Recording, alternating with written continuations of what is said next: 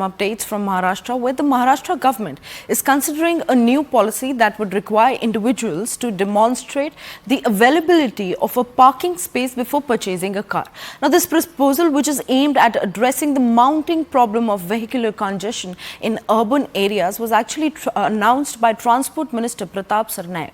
Explaining the rationale behind the proposed rule, Sarnaik spoke to CNN News 18 about the growing issue of traffic congestion caused by the increased number of vehicles on the road, especially in densely populated cities. Now, the minister said that the unregulated parking of vehicles often leads to severe consequences, including the obstruction of emergency services like ambulances and fire brigades. Now, the proposed parking policy will be discussed with the Chief Minister Devendra Fadnavis and Deputy Chief Minister Eknath Shinde for further deliberation and potential implementation.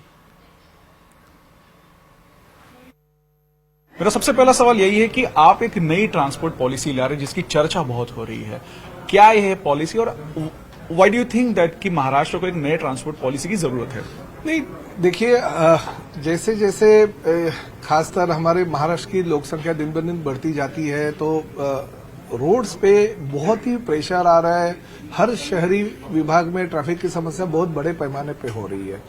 आप देखते हो कि गाड़ियां बहुत बड़े पैमाने पे रास्ते पे आ रही। इसका रीजन ये है कि जो भी सप्लायर है गाड़ियों के वो उनके साथ टाइप करते बहुत सारी लोन देने वाली जो एजेंसीज है या बैंक्स है वो किसी को भी लोन दे रहे हैं। यानी ठीक है, उनको पता रहता है कि बाबा अगर ये लोन नहीं पे करेंगे तो हम गाड़ी खींच के लेके जाएंगे यानी हमारा नुकसान नहीं होगा, मगर उसकी वजह से हो रहा है कि कुछ होटल के वेटर को भी 4 व्हीलर गाड़ी का लोन मिल गया, वो भी खुद की गाड़ी रख रहे हैं। ऐसी परिस्थिति अभी महाराष्ट्र में निर्माण हो रही है और खासकर एमएमआर रीजन में ट्रैफिक की समस्या का हल देखते हुए हम ये पॉलिसी सोच रहे हैं कि जिसके पास कार की पार्किंग की व्यवस्था हो, खुद की हो, वही अगर आदमी कैपेबल होगा तो गाड़ी ले पाएगा। ऐसी हमारी पॉलिसी हम सोच रहे हैं ताकि जो सोसाइटीज में 1 BHK घर लेने वाला भी इंसान सोचता है कि मेरी 2 गाड़ी होनी चाहिए और कहीं पे भी गाड़ी पार्क कर देता है। डेवलपर से वो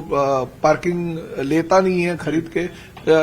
हालांकि आजकल तो फ्लैट अगर 1 करोड़ का लेंगे 5 लाख की अगर पार्किंग ले लेंगे तो उसके ऊपर भी लोन मिलता है, मगर नहीं लेते जानबूझकर अपना 5 लाख बचाने के लिए। और जहां पे गाड़ी लगाते हैं, रोड पे लगाते हैं, जो कॉर्पोरेशन का रहता है, तो उसकी वजह से ट्रैफिक की समस्या तो बढ़ती है। सोसाइटी के अंदर अगर एम्बुलेंस आनी हो या वहां पे अगर फायर ब्रिगेड की गाड़ी आनी हो तो उनके जाने के लिए भी रास्ता नहीं रहता है। तो ये समस्या हो रही है, तो ये हम पॉलिसी लेके आ रहे हैं। और साथ ही में जो गरीब है, झोपड़पट्टी में रहता है या 40 सिस्टम में रहता है, वो गाड़ी नहीं ले पाएगा, ऐसे भी नहीं है। तो हम ये भी पॉलिसी तय करें कि जो कॉर्पोरेशन होगी, लोकल अथॉरिटी होगी, वो उनकी पार्किंग प्लाजा में इनको अथॉरिटी लेटर देना चाहिए या रोड पे जो पे एंड पार्क कॉर्पोरेशन करती है उस पे अलॉटमेंट लेटर देना चाहिए कि इनको हम पार्किंग ले स्पेस दे रहे हैं, तो ही वो गाड़ी ले पाएगा।